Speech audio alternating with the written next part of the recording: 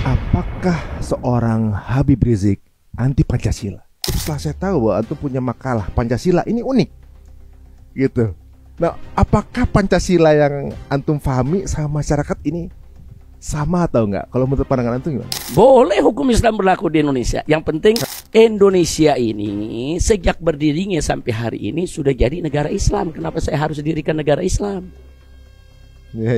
Jadi saya tanyakan kembali lagi pada mereka, Anda mendefinisikan negara Islam itu apa? Kunci keberhasilan aksi 411, aksi 212, kunci yang utama adalah, maka jangankan 212, lebih dari 212 pun kita akan mampu.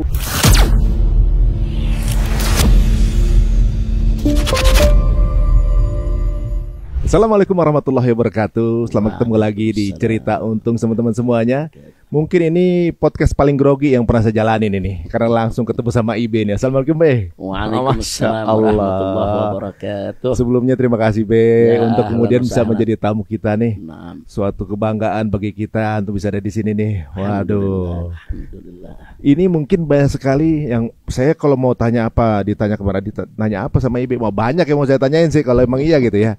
Karena jujur dulu awal Be, kalau secara jujur di awal dulu tuh saya termasuk yang karena waktu belum kenal gitu kan, ngeliat antum kayak ini keras banget ini Ustadz gitu kan, ini Ustadz keras banget sih kalau ngomong emosi gitu. Udah gitu teman-teman ibaratnya kalau lagi ya namanya kita pasti sering keluar malam Be, ibaratnya terus ngeliat FPI kayaknya gimana gitu kan. Nah setelah kenal itu berubah total gitu kan. Setelah jadi orang bilang kan apa ya, tak kenal maka tak sayang gitu ibaratnya. Nah ini tapi saya rasa orang seperti saya banyak Bib. Begitu. Banyak sampai sekarang juga banyak gitu ya. Mungkin belum bertaaruf gitu ibaratnya. Nah di sisi ini tapi antum paham nggak di apa namanya diprasangkakan begitu? Insya Allah kita paham. Paham ya. Jadi kalau misalnya ada kasus apa-apa atau begini berita gimana, saya ini jujur kalau nanya sama Ibe nih, beliau nanggepinnya santai gitu. Tapi kalau lagi di publik kan seperti keras gitu. Nah ini banyak yang mungkin orang salah paham mengenai apa namanya antum sendiri gitu. Nah ibaratnya gini, orang mungkin menyangka antum ini kaku gitu, atau juga mungkin keras atau bagaimana gitu ya. Tapi setelah saya tahu bahwa antum punya makalah Pancasila ini unik gitu. Nah, apakah Pancasila yang antum pahami sama masyarakat ini sama atau enggak? Kalau menurut pandangan antum gimana? Terima kasih banyak Mas Ari, jazakumullah khair jasa atas undangannya. Mudah-mudahan pertemuan ini menjadi penyebab turunnya rahmat, barakah buat kita, jadi penyebab adanya taufik hidayah buat kita maupun buat yang menyaksikan daripada bincang-bincang kita hari ini. Jadi memang kita sama tahu bahwa Pancasila itu kan dasar negara Republik Indonesia. Dulu ketika saya masih menjadi mahasiswa di King Saud University di Riyadh, Saudi Arabia, itu tahun 85 ya kita mulai masuk ke sana. Nah di tahun-tahun itu kan 85-86 kan masih apa namanya ada penataran P4 ya. Iya, jadi mahasiswa di Timur Tengah kan juga diharuskan untuk mengikuti penataran P4. Waktu itu saya ikut, saya dengan kawan-kawan ikut penataran P4, kita diskusi, dialog karena model penataran itu kan ada dialog, ada diskusi, ya kan ada debat, ada kelompok-kelompok dari mahasiswa. Dan ketika itu salah satu pemberi daripada materi tentang P4-nya Pak Utoyo Usman, dulu kepala BP7 atau apa begitu. Ya. Jadi artinya memang sejak kita sekolah juga dulu dari mulai SD, SMP, SMA kita kan sudah dapat pelajaran tentang Pancasila. Nah jadi artinya pengenalan saya maupun siapapun ya yang ikut kurikulum di tahun-tahun itu, di tahun-tahun saya masih SD, SMP, SMA sampai kuliah, itu memang Pancasila pelajaran wajib. Nah jadi siapapun kalau serius belajar mempelajari Pancasila, ya dia akan tahu apa dan bagaimana Pancasila tersebut. Nah karena saya dulu memang tekun belajar, tekun baca, jadi Pancasila bagi kita memang karena merupakan bagian daripada kurikulum, ya kita pelajari sehingga kita tahu. tahu karena belajar. Oh, begitu. Tahu karena kita berinteraksi langsung dengan Pancasila itu sendiri.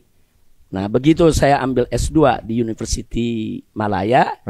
Nah, di situ kita diskusi dengan kawan-kawannya. Dulu kawan-kawan yang mendorong saya untuk ambil S2 tuh ada Dr. Hamid Sarkasi yang sekarang di apa namanya di Gontor di rektor kalau nggak salah atau apa. Kemudian juga ada Dr. Adian Husaini. Ya, di Universitas Ibn Khaldun yang di Bogor, dekan kalau nggak salah saat ini. Ada Miumi juga.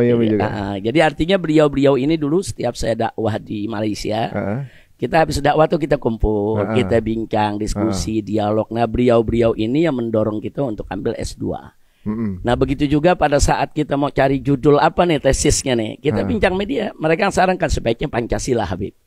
Karena Pancasila ini kan sebagai dasar negara Indonesia perlu juga diketahui oleh luar negeri. Jadi kita mencoba untuk memperkenalkan Pancasila di Malaysia. Tapi dengan persepsi apa sih pengaruhnya Pancasila terhadap penerapan syariat Islam di Indonesia? Kan ada juga yang menyampaikan, oh ini negara Pancasila hukum Islam nggak boleh berlaku. Di negara Pancasila ini pantang yang namanya syariat itu berlaku. Nah, melalui tesis itu kita ingin buktikan nggak seperti itu. Pancasila itu tidak anti syariat Islam. Pancasila itu bukan belenggu untuk penerapan syariat Islam. Nah, jadi kita buktikan secara ilmiah dalam tesis ternyata di negara Pancasila banyak sekali hukum-hukum Islam yang sudah berlaku.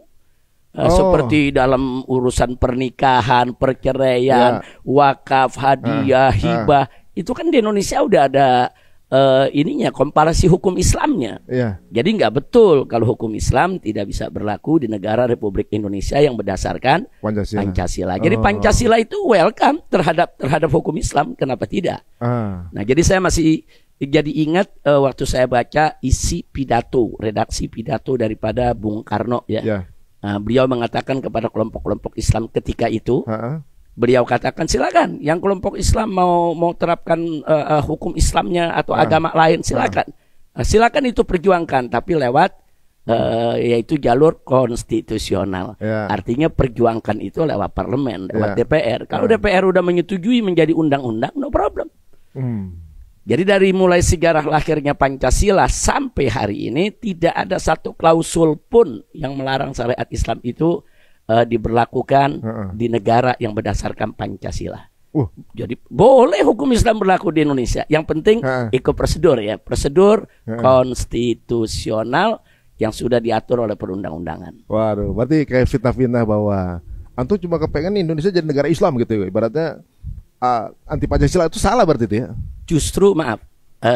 Saya pernah dulu didatangi ada beberapa belas wartawan-wartawan asing yang dari Jepang, dari Eropa, dari Amerika. Mereka tanya, Habib Rizik, ini Anda mendirikan Front Islam dulu, namanya Front Islam ya, FPI. Ini tujuannya mau mendirikan negara Islam. Saya jawab kepada mereka, saya nggak perlu mendirikan negara Islam di Indonesia.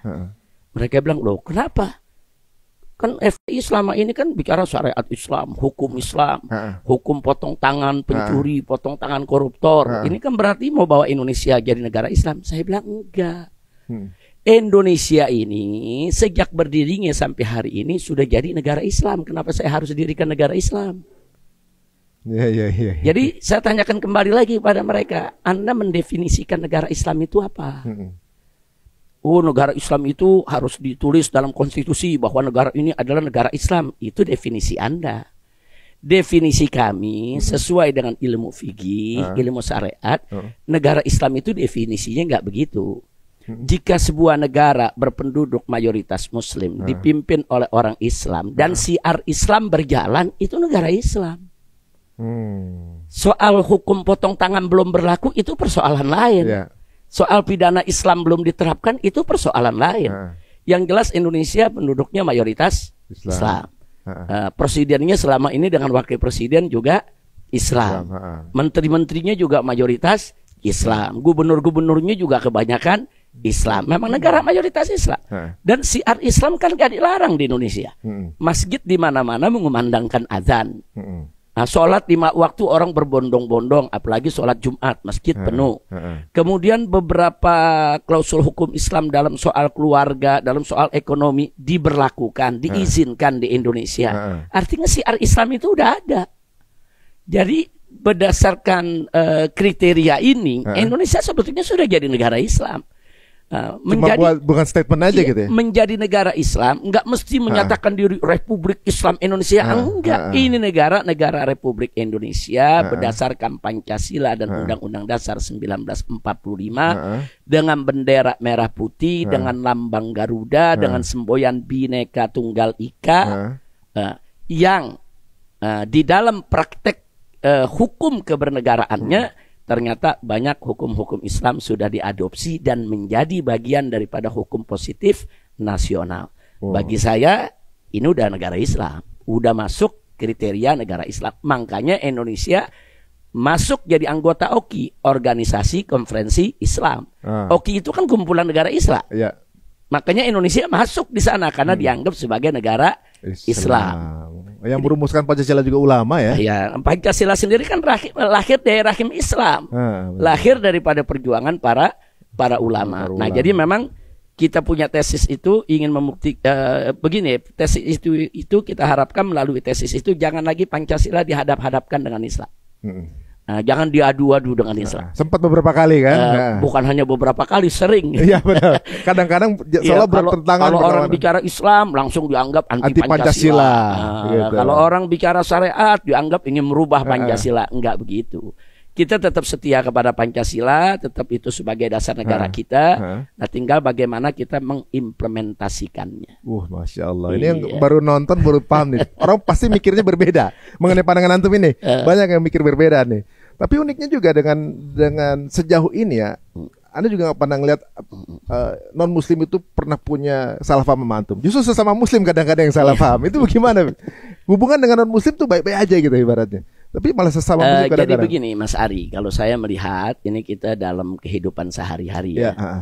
Jadi kalau ada kebencian orang terhadap kita atau pandangan yang negatif kepada kita, ini kan kita mesti pelajari dulu latar belakangnya atau sebabnya kenapa. Jadi kalau ada orang benci kepada kita karena belum kenal, nggak usah khawatir. Nanti udah kenal juga bencinya hilang. Tinggal waktu. Tinggal waktu. Itu kan artinya tak kenal maka tak sayang. Yang kedua, kalau orang benci kepada kita karena framing media.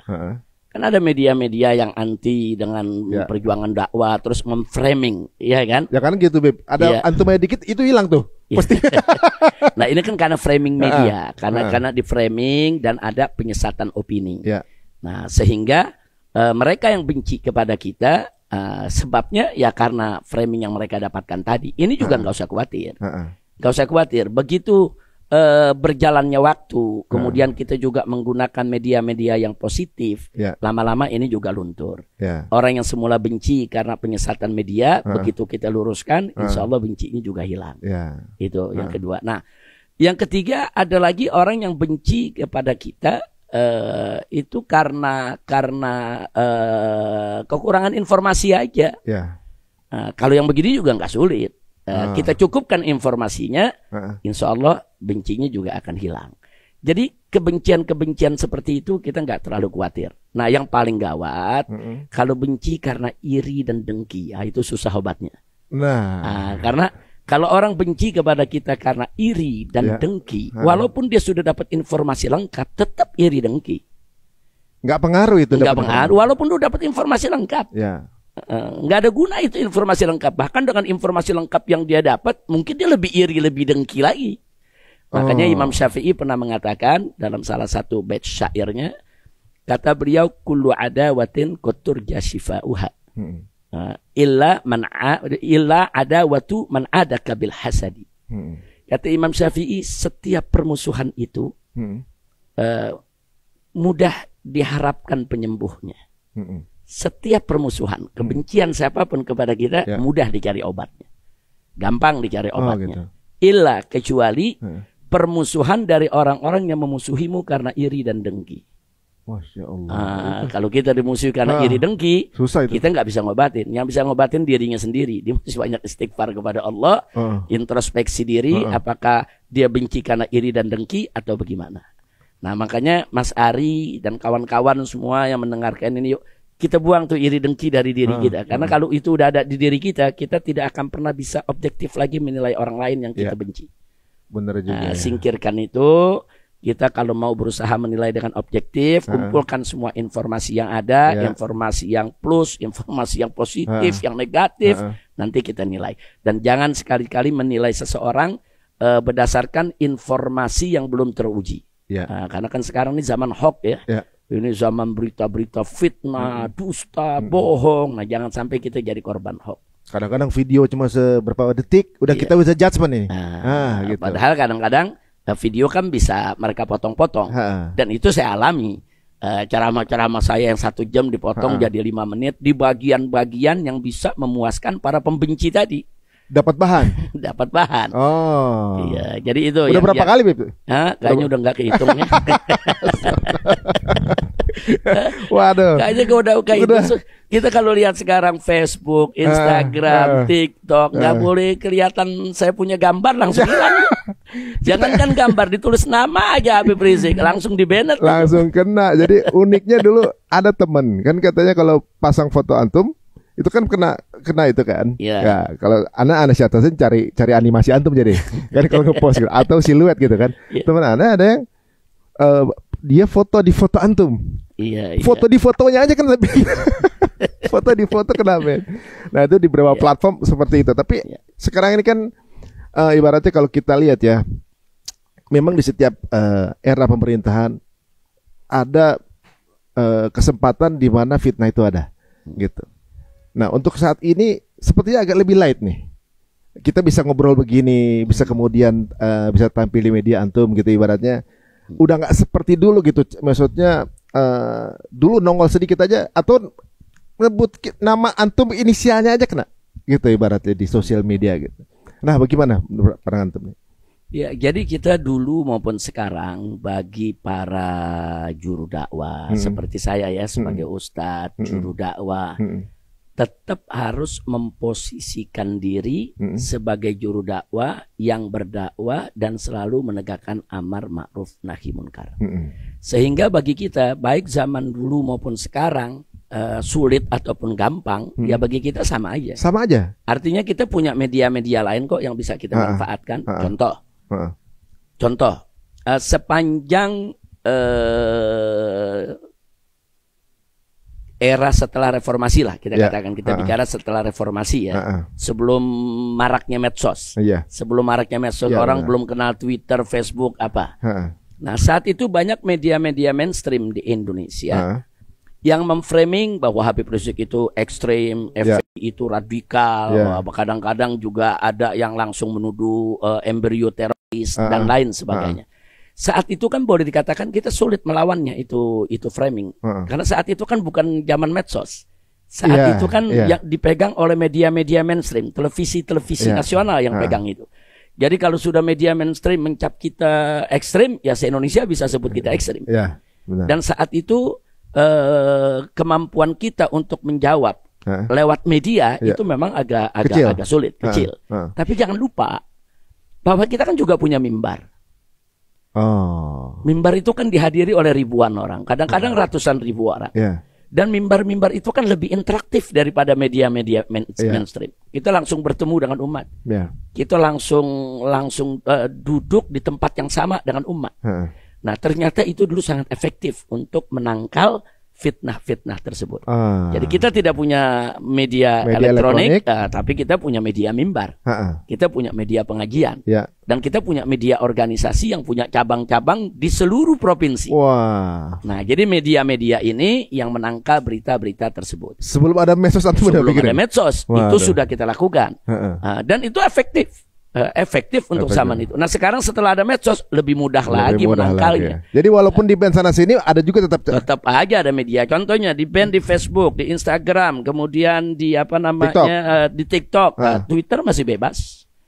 YouTube masih bebas. Nah, ditambah lagi kan kita bisa buat media-media yang lainnya dengan menggunakan platform-platform yang lain. Nah, jadi artinya bagi seorang dai jangan pernah ngandelin itu terlalu ngandelin media untuk dakwah. Enggak, kita punya media yang lebih unik lagi. Kita punya media bisa berinteraksi langsung dengan ratusan ribu umat di satu lokasi. Itu kan luar biasa. Dan ingat bahwa interaksi langsung semacam itu jauh lebih efektif. Daripada, dan kita punya umat yang nyata, real, bukan umat follower yang ada angka-angka aja ya. Bukan kopi doang ya. Bukan follower angka itu kan kadang-kadang ada bot bisa dibuat. Kalau ini kan nyata, real. Beliau tahu bot juga. Jadi mantap jadi ternyata ya. Saya penasaran nih Beb, di awal Beb, orang kok kalau jadi gini, atau misalnya bikin kajian atau bikin mimbar gitu ya, itu yang datang bisa banyak. Dulu kejadian rekor itu di Jakarta bisa 7 juta orang datang ke ke Monas gitu misalnya. Yang jadi pertanyaan itu, apa kira-kira yang membuat orang itu kemudian dulu sebelum ada medsos ya, yang membuat orang itu pada mendatangi antum? Apa sih? Apa di antum? Yang menurut antum nih mungkin datang karena ini. Kunci keberhasilan aksi 411, aksi 212, kunci yang utama adalah silaturahim antara para dai, para ustadz, para habaib, para kiai. Kemudian melalui silaturahim tersebut dibangun ukhuwah Islamiyah. Makanya kita lihat pada aksi 411 umpamanya atau 212, tokoh-tokoh yang terkenal lembut ya, yang terkenal santun seperti almarhum Kiai Haji Muhammad Arifin Ilham, rahimahullah taala, begitu juga Kiai Haji Gimnastiar, Gim, hafizahullah taala. Ini kan orang-orang yang terkenal santun, lembut, yang ramah di dalam dakwahnya. Tapi ternyata bisa bersatu kok. Siapa bilang nggak bisa bersatu? Nah, di sana ada boleh dikatakan kelompok-kelompok yang dianggap keras ya. Di sana ada Ustadz Abu Jibril, kemudian ada Kiai Haji Abdul Rasid Abdullah Syafi'i, tua tapi tegas luar biasa. Ternyata semua bisa disatukan. Nah, artinya apa di sini? Silaturahim itu penting. Kalau saya sendiri nggak bakal mampu untuk membuat aksi 411 atau 212 dengan peserta yang sedemikian banyak. Saya sendiri nggak mampu. Kita silaturahim. Nah, ketika itu saya dengan kawan-kawan kita silaturahim ke ke MUI. Kita silaturahim ke NU DKI. Di situ waktu itu ada mustasarnya Kiai Haji Mahfuz Asirun. Bahkan kita juga silaturahmi ke PP Muhammadiyah. Ada Dr. Haidar Nasir. Kita datang, kita sampaikan kenapa kita harus menggelar 212 karena ini, karena ini, karena ini. Sebab kalau kita tidak silaturahmi, kita tidak sampaikan langsung, beliau kan cuma tahu dari media. Oh, katanya begini, itu perlu diwaspadai. Nah, maka itu kita datangi. Saya datang dengan kawan-kawan. Oh, jadi masih dengan cara itu langsung, bukan telepon, bukan? Oh, enggak, kita datang ke Dr. Haidar Nasir, hafizahullah taala, beliau sambut. Di sana ada Buya Anwar Abbas, ada yang lainnya saya tidak sebutkan satu persatu. Mereka sambut baik, mereka dengarkan. Dan mereka tanya, ini maksudnya kemana, tujuannya apa, visi misinya bagaimana. Nah, jadi kita datangi satu-satu. Pimpinan-pimpinan pondok pesantren kita datangi. Tapi kita berbagi tugas ya, saya nggak sendiri. Nah, jadi saya ditugaskan pondok pesantren mana saja. Di sana ada Kiai Haji Sobri Lubis, pondok pesantren mana saja. Di sana ada Kiai Muhammad Khattat, beliau komunitas mana saja. Nah, dengan persatuan seperti itu, nah bisa terwujudlah 411-212. Ada Kiai Haji Zaitun Rasmin dari Wahdah Islamiyah, ada Ustadz Bakhtiar Nasir yang juga ikut, ada almarhum Syekh Ali Jabir rahimahullahu taala. Kalau saya sebutkan satu persatu terlalu banyak. Cuman yang saya pengen gambarkan di sini, ini kan mereka berbeda-beda warna ini. Berbeda-beda ini. Cara dakwahnya, kemasan dakwahnya, tapi bisa kok bersatu dalam 411-212. Kenapa? Karena memang isu yang diangkat itu menyatukan semua, membela Al-Qur'an. Al-Quran yang dinista, Al-Quran yang dinodai, semua merasa punya tanggung jawab untuk membela Al-Quran. Nah, karena ada isu yang menyatukan, Al-Quran menyatukan kita, karena kita bisa turun bareng. Jadi kuncinya silaturahmi, bangun ukhuwah Islamiyah, dengan adanya kuatnya persaudaraan persatuan, maka jangankan 212, lebih dari 212 pun kita akan mampu untuk membuatnya kalau ada persaudaraan yang kuat, persatuan yang bagus. Nah, Masya Allah. Nah, kalau sekarang nih agak sedikit ini, Bib. Di zaman media dan sosmed seperti sekarang nih, agak miris gitu kalau sekarang ini sepertinya kelompok umat Islam seperti terklaster atau ada folder-foldernya. Kadang-kadang orang tuh lebih semangat sama kendaraan dibanding tujuan. Jadi ibaratnya sama-sama mau ke Monas misalnya, tapi beda jalan gitu. Yang satu lewat Sudirman, satu lewat Kuningan. Yang lewat Sudirman bilang, wah ini Kuningan haram tuh, salah jalan. Yang benar saya nih, gitu misalnya. Yang begitu juga sebaliknya. Berbeda. Padahal nanti ketemu lagi Monas nih. Cuma beda mungkin dalil yang diambil beda gitu. Tapi tujuannya masih sama. Tapi ini tajam kalau di sosmed. Ini beda sedikit, ini serang. Ini gantian, ini serang misalnya gitu. Apakah budaya untuk kemudian bersilaturahmi seperti antum contohkan tadi itu udah mulai berkurang sekarang ini? Lebih banyak tuh lewat medsos untuk komunikasinya. Kadang-kadang saya pernah menjadi perlintasan dua orang ulama nih. Jadi jamaahnya beliau dan jamaahnya beliau ini berseteru di sosmed. Ustadz saya bilang, antum punya nomor telepon Ustadz itu? Punya saya, gitu kan. Oh, saya mau komunikasi sama beliau. Tabayun diskusi nggak ada masalah. Jadi medianya ininya kadang-kadang terlalu lebih kencang dibanding mereka, nggak ada masalah, baik-baik aja. Tapi di luaran seperti seolah-olah Muslim tuh nggak kompak sebenarnya ya. Berbeda sedikit akan jadi permasalahan. Ini pandangan antum gimana? Ya memang sesuai dengan kabar dari Nabi alaihi salatu wassalam bahwa suatu zaman nanti akan banyak kelompok Ruwaibidah. Ruwaibidah itu kan kelompok yang nggak tahu apa-apa, tapi sok tahu semua. Nah, jadi rajulun tafi fi amril ammah. Jadi Nabi menggambarkan nanti akan datang satu zaman bahwa di situ akan banyak Ruwaibidah yang berani bicara dalam urusan umat yang bukan bidang dia. Dan ini zaman ini lagi zaman ini benar. Jadi kegaduhan yang terjadi di medsos karena yang banyak yang bukan bidangnya ikut bicara. Iya. Orang yang nggak ngerti kesehatan bicara kesehatan. Orang yang nggak ngerti agama jadi mufti yang mengeluarkan fatwa agama kan jadi rancu. Jadi rancu. Nah karena itu kita juga selalu kita minta kepada umat, silakan gunakan medsos itu semau kita, tapi jangan melanggar batasan-batasan yang ada. Jangan di sana kita umbar caci maki, umbar fitnah, umbar hoax, atau di sana kita umbar kegaduhan hanya perbedaan pendapat di antara madhab.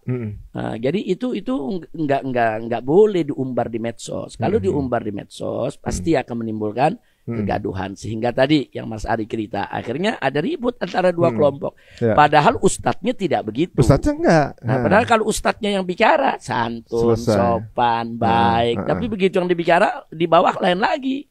Yang di bawah ini nggak punya dalil, main tabrak tubruk aja bicaranya. Kadang-kadang yang terjadi kesopanan hilang. Karena dia nggak ada serang adab ustadznya ya? sebelah sana. Walaupun itu bukan ustadz dia, ya kan. Tapi kan nggak boleh nyerang ustadz tuh nggak boleh. Nah akhirnya adabnya hilang, moralnya hilang. Nah itu yang terjadi kegaduhan di medsos. Satu, kedua kita juga selalu mengingatkan umat jangan belajar dari medsos. Kita mesti punya guru yang kita datangi, bisa sebagai tempat bertanya, tempat kita untuk konsultasi, meminta petunjuk, konsultasi. Nah, mestinya begitu. Jadi jangan berguru kepada Syekh Google. Nah, sekarang banyak yang berguru kepada AI. Iya benar, ChatGPT udah. Mau nanya ini ke AI, nanya itu ke AI, nanya hukum ke AI, semua ke AI. AI kan itu teknologi tetap ada batasannya. Iya benar. Tetap ada batasannya. Itu. Jadi saya beberapa kali coba AI, mau coba menanya soal agama, banyak jawabannya ngawur. Iya benar. Emang artinya AI ini boleh lah dijadikan alat bantu kita ya, tapi kita mesti waspada. AI itu ciptaan manusia yang juga ada batasannya. Jadi walau bagaimanapun juga kita harus berguru, kita harus punya guru. Nah belajarlah kepada guru, belajar ilmu, belajar adab, belajar akhlak. Insya Allah guru kita menuntun kita. Jadi jangan belajar kepada Syekh Google atau Syekh AI. Kalau menurut antum gini, misalnya ada perbedaan pendapat, secara ahsannya seperti apa, Bib? Cara memberitahukannya, mengkritik, atau juga saya nggak sepaham sama pendapat ini gitu misalnya. Apa dengan posting di media atau? Jadi begini, Mas Ari ya, soal perbedaan pendapat itu kita mesti lihat situasi lingkungan dakwah kita. Ini kita bicara bukan di medsos dulu ya. Kalau kita berdakwah di satu komunitas, yang satu madhab, satu pemikiran, satu guru, itu tidak ada masalah. Kita sampaikan pendapat sesuai dengan madhab yang kita anut. Kita nggak usah singgung-singgung madhab lain. Itu kalau kita bicara komunitas tertentu. Tapi kalau kita bicara di komunitas yang berbeda, di dalam kumpul macam-macam komunitas. Ini ada yang belajar guru ana, ini belajar ke guru sana, ya kan? Nah, termasuk kalau di medsos kan semuanya terbuka, semua bisa lihat. Nah, di situ kita harus arif dan bijak. Arif dan bijaknya apa? Kalau kita mengemukakan satu pendapat yang kita dukung, kita juga harus mengakui kalau di sana ada pendapat lain. Kadang-kadang ada orang mengeluarkan satu pendapat, hanya satu pendapat dia saja, dengan semangat dia bela, dan dia salahkan semua pendapat yang lain. Ini yang berbahaya. Nah, ulama-ulama yang arif itu, contoh nih, saya kasih contoh, yang masalah ringan lah. Kalau di medsos orang ingin bicara tentang kunut dalam sholat subuh, iya kan? Katakan saya mengikuti mazhab Syafi'i yang melakukan kunut. Kalau saya ngajar di komunitas saya sendiri, saya bicara hanya dalil tentang bolehnya kunut. Saya nggak bicara pendapat lain. Tapi kalau saya bicara di medsos, saya mesti jelaskan. Saya jelaskan ini bahwa kita kunut dengan dalil bla bla bla bla bla bla bla. Tapi nanti kita kasih tahu. Tapi ingat ya, di sana ada mazhab lain yang berbeda. Yang menganggap subuh itu tidak ada kunutnya. Mereka juga punya dalil yang harus kita hormati. Itu harus disampaikan. Sehingga umat tercerahkan, terbuka. Oh, ada mazhab lain yang seperti itu. Jadi nanti mereka tuh umat begitu mereka berbaur dengan kelompok lain, nggak saling menyalahkan. Oh, ini yang guru kita bilang nih ada pendapat lain. Oh, ini yang guru kita bilang nih ada pendapat lain. Jadi kita punya jamaah nggak kaget. Tapi kalau kita cuma bicara hanya satu saja, itu saja, dan semua pendapat di luar itu kita salahkan, ya jamaah kita nanti begitu berbaur dengan pendapat yang berbeda, mereka anggap yang pendapat berbeda itu aliran sesat, nih aliran baru nih. Salah nih, kenapa haram begini nih, ini salah nih, haram nih. Itu yang jadi persoalan. Kalau di komunitas terbatas khusus untuk satu mazhab saja, silakan bahas cukup satu mazhab. Tapi kalau di komunitas terbuka, di tempat lain, lebih arif dan bijak. Dia boleh saja ikuti pendapat yang dia inginkan. Tapi dia juga mesti singgung ada pihak lain yang punya pendapat berbeda. Contoh, saya kasih contoh. Soal tawasul sama tabarruk. Ada orang menyampaikan tawasul tabarruk itu haram. Itu nggak boleh dilakukan. Itu bid'ah, itu musyrik, itu masuk neraka. Ini nggak arif, nggak bijak. Mestinya dia sampaikan bahwa tawasul tabaruk itu menurut Ibn Taimiyah, umpamanya Ibnu Qayyim, itu nggak boleh, umpama. Kalaupun boleh ada syarat-syaratnya. Bla bla bla bla bla bla. Saya cenderung untuk ikut Ibn Taimiyah, umpamanya. Tapi tolong biar tahu ya, di mazhab yang tiga, di mazhab yang Hanafi, Syafi'i, Maliki, bahkan Hambali, itu banyak yang membolehkan tabaruk tawasul itu. Jadi jangan sampai nanti ketemu kelompok itu langsung kita kafirkan. Kan jadi arif dan bijak. Soal dia mau ikut Ibn Taimiyah itu hak dia. Jelas kan? Soal dia mau bela pendapat Ibn Qayyim itu hak dia. Benar. Apalagi dia sebagai guru. Tapi umat ini jangan hanya disodorkan satu pendapat, sementara pendapat lain tuh disalahkan. Benar. Itu yang berbahaya karena di medsos ini kan yang ngelihat semua golongan. Tapi kalau di komunitasnya sendiri, komunitas yang memang banyak mengikuti pendapat Ibn Taimiyah rahimahullah, ya boleh dia bahas Ibn Taimiyah saja, nggak perlu bahas yang lain. Nah, tapi kalau dia bicara untuk publik, ya publiknya macam-macam orang. Pendapat beda-beda ya. Tapi kadang-kadang mesti dijaga. Kajiannya mungkin eksklusif, tapi diupload kadang sama jamaahnya. Begitu masuk medsos itu udah jadi terbuka. Itu mungkin salah paham jadi di situ. Pengguna medsos itu harus bijak. Benar-benar. Iya, harus bijak. Ini bagaimana nih? Oh, ini kan komunitas kita doang, terbatas ya, nggak usah diupload. Nggak usah upload ya. Itu kayak lempar bola panas ya dia. Iya, kalau mau diupload ya kasih penjelasan. Bukan nggak boleh dia dengan pendapat itu, boleh dengan pendapat itu, tapi kasih penjelasan dong. Kasih penjelasan. Bahwa ini ada mazhab lain begini ya. gitu. Ini ada mazhab lain begini ya, kan banyak pendapat, apalagi urusan fikih. Benar. Iya. Itu yang namanya adab sebelum ilmu itu begitu ya. Iya. Jadi ada adab-adab khusus yang mungkin sekarang nih ya di zaman medsos yang mudah kita mendapatkan informasi, kan mudah untuk dakwah, lebih mudah sebenarnya juga ya, BIP. Tapi juga ini juga ranah yang mudah untuk jadi fitnah juga gampang. Ya. Gampang tersebar, gampang kemudian dicerna sama orang yang mungkin nggak paham gitu, untuk mudah kemudian mengiyakan informasi tersebut gitu misalnya. Dan berbagai hal ternyata juga yang ya kalau mengenai masalah fitnah, antum mungkin udah Ana sempat bilang sama rekan Ana dan gitu pernah ngomongin, ya Habib, putri-putrinya pada tabah semua ya, lihat bapaknya difitnah mulu dari berbagai kali dekade masih aja gitu ya. Nggak, ini sampai baru kali ini mungkin ada orang yang terkena fitnah sampai terusir gitu dari wilayahnya. Udah kayak Nabi Ibrahim. Masya Allah. Masya Allah. Tapi hal seperti ini kan berarti mestinya memiliki pendewasaan ya, Bib. Ibaratnya gini, jarak di sosmed itu cuma antara jempol sama handphone aja gitu. Kadang-kadang yang bicara itu tanpa ada dasar di belakang ilmunya. Yang kadang-kadang kemudian menimbulkan fitnah. Banyak hal, dia punya satu bahan untuk dia trigger, itu jadi fitnah. Contoh mungkin yang belakangan agak ramai dikit mungkin ya itu fitnah mengenai habaib misalnya. Itu kan medsos keluar gitu. Tapi Anda lihat antum menanggapinya dengan ringan gitu. Kalau tanggapan antum sendiri gimana? Kan sepertinya ada bahan-bahan untuk menggoreng isu itu atau mengolah isu itu gitu. Kalau antum memandangnya seperti apa? Jadi begini Mas Ari, kalau kita bicara soal nasab, ini kan bagian daripada ilmu yang memang di dalamnya tidak lepas dari ijtihad, ya kan? Dari catatan-catatan sejarah dan seterusnya, yang tentunya dalam ijtihad maupun dalam catatan sejarah ada perbedaan-perbedaan di antara ulama-ulama ahlinya. Soal habaib lah kita katakan. Kalau ada kelompok yang nggak percaya habaib itu turunan Nabi, nggak ada masalah. Itu hak dia. Hak dia. Ya sama seperti tadi berarti ya. Itu hak dia nggak percaya nggak apa-apa. Iya. Yang jadi masalah pada saat dia melontarkan hal-hal yang nggak elok kepada para habaib. Habaib penipu, habaib pembohong, habaib ini penumpang gelap, habaib ini penjahat, habaib ini nasabnya palsu dan lain sebagainya. Dan itu dijadikan propaganda. Kampanye ini yang bikin gaduh. Kalau ada orang nggak percaya habaib itu dan Nabi, kan hak dia. Iya. Sesimpel itu sebenarnya. Sebentar, Anda nggak percaya, sudah selesai kan? Nah, ada lagi kelompok muhibbin yang percaya, itu hak dia juga dong.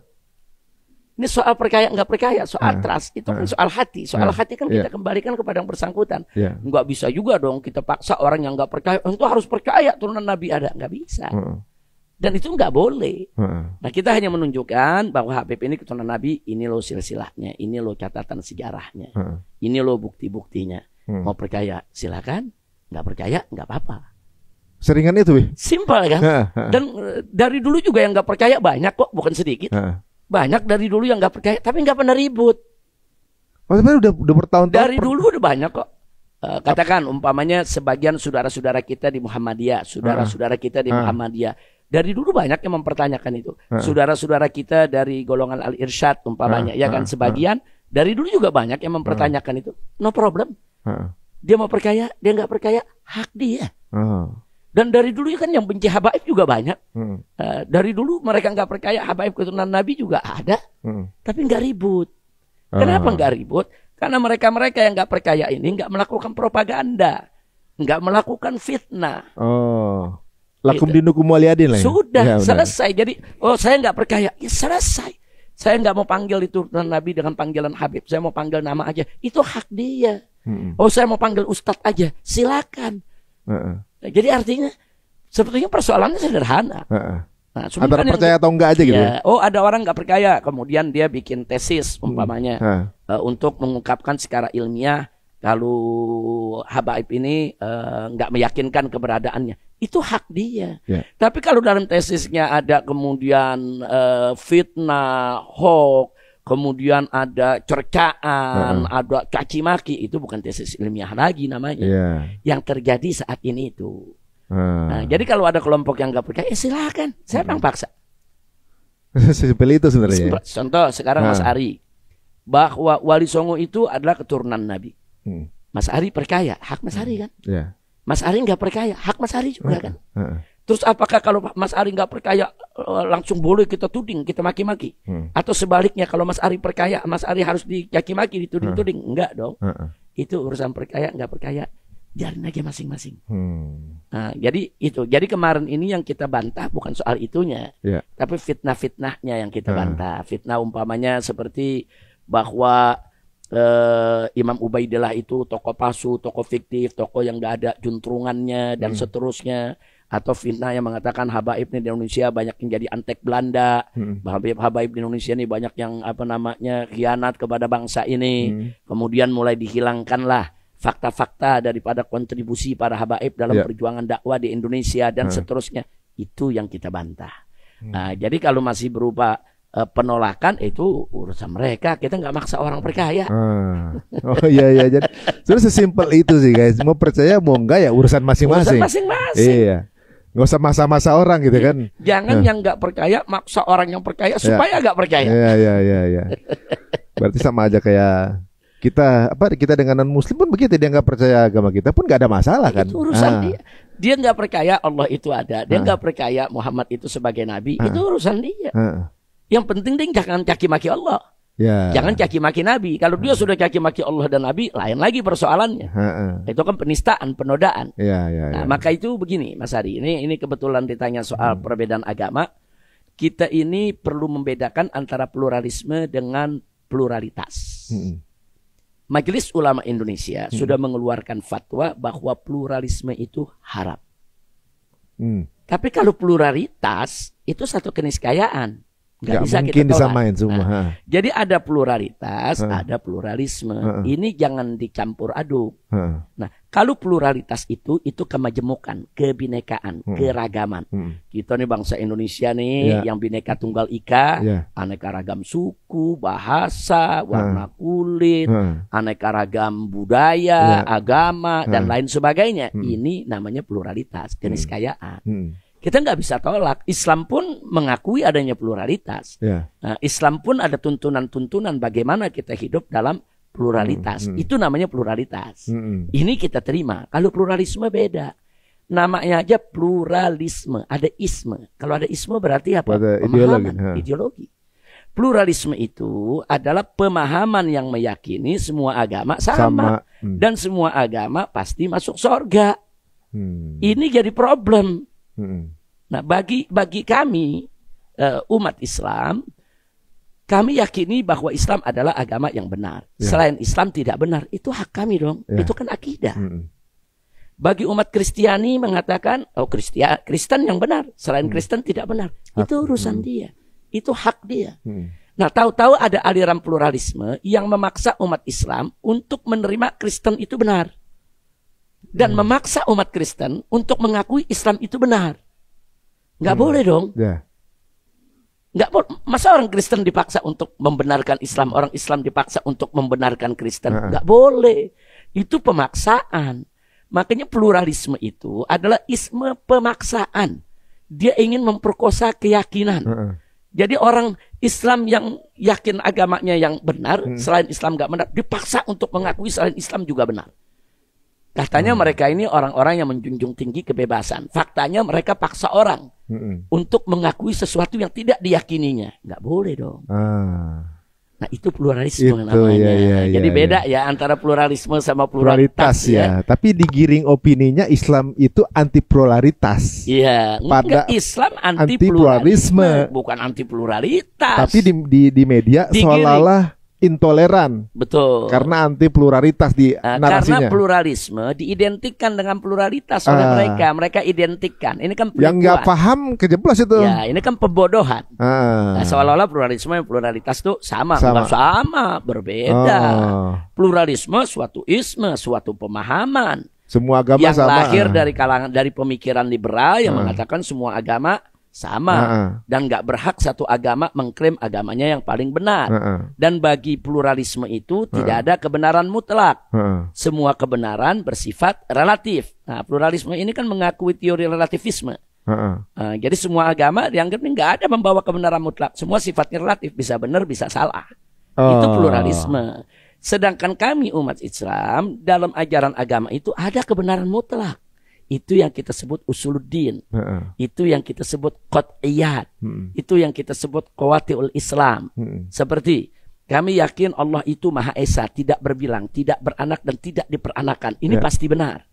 Bukan relatif, mungkin benar, mungkin salah. Enggak, mutlak benar. Jadi dalam ajaran agama ada yang mutlak benar. Itu namanya kebenaran mutlak. Dan begitu juga Muhammad akhir para nabi. Itu kebenaran mutlak yang harus kita yakini, bukan relatif. Sedangkan pluralisme melihat keyakinan-keyakinan tadi sifatnya semua relatif. Makanya sekarang ini maaf, di beberapa sekolah SD mulai diajarkan tuh tidak ada kebenaran yang mutlak. Masa sih? Kan bahaya. Ini kalimat kebenaran mutlak ini tidak ada kebenaran mutlak. Sampai ada beberapa anak SD, anak SMP pulang ke rumahnya mengatakan nggak ada kebenaran mutlak. Ini kan bahaya. Ini berbahaya. Kebenaran mutlak itu dalam agama ada. Itu yang disebut usuluddin yang kita nggak boleh berbeda. Keesaan Allah, kenabian Muhammad, kebenaran Al-Quran itu mutlak benar. Tapi memang kita akui di sana ada hal yang relatif. Soal kunut tadi, sebagian bilang ada kunut dalam sholat subuh, sebagian lagi bilang tidak ada. Nah, ini nggak mutlak benar. Ini tidak mutlak benar. Itu masalah. Ini benar mengandung kemungkinan salah. Yang ini salah mengandung kemungkinan benar. Nah ini boleh. Jadi kalau dalam furu ya banyak hal yang relatif. Tapi kalau dalam akidah enggak. Akidah sama, itu mutlak benar, pasti benar, mutlak benar, mustahil salah. Dan sepakat semua kali itu benar kan? Iya. Nah, adapun agama lain punya keyakinan lain lagi, itu urusan mereka. Jadi sekali lagi Islam mengakui pluralitas, tapi Islam menolak pluralisme. Dan tolong dipisah antara pluralisme dan pluralitas. Kami anti pluralisme, tapi kami sangat mendukung pluralitas. Sesuai dengan surat Al-Kafir berarti kan? Iya. Benar ya? Masya Allah. Nah ketika awal FI berdiri tahun 98, kita kan baru reformasi itu. Nah di reformasi itu kita mesti akui ada tanda kutip ya, ada lost power dari pihak pemerintah ya, baik itu tentara maupun polisi, sehingga di mana-mana premanisme itu merajalela. Di mana-mana minuman keras, judi, sampai di gang-gang itu judi, minuman segala macam narkoba. Karena saat itu pada awal kita reformasi yang sering diekspos oleh media ini. Bagian FI bagian kerasnya gitu ya. Bagaimana? Karena begini, kalau kita mau tutup katakan satu sarang narkoba, ini kan kita lawan sarang narkoba, bukan lawan tembok yang nggak bisa bergerak. Preman, mafia, kemudian narkoba, bandar-bandarnya kita keras kita hadapi mereka. Karena mereka juga keras bunuh kita, culik kita, seksa kita. Ini real loh Pak Mas Aris. Terjadi ini pejabat yang jawabnya asal goblek begitu. Ini apa? Kok etika ditinggal? Ada lagi yang parahnya lagi, begitu rakyat protes apa dibilang? Keluar kau dari Indonesia. Kok rakyat protes disuruh keluar dari Indonesia? Terus ada lagi pejabat yang masyarakat bilang Indonesia gelap, mahasiswa kan bilang Indonesia gelap. Dia jawab kau yang gelap.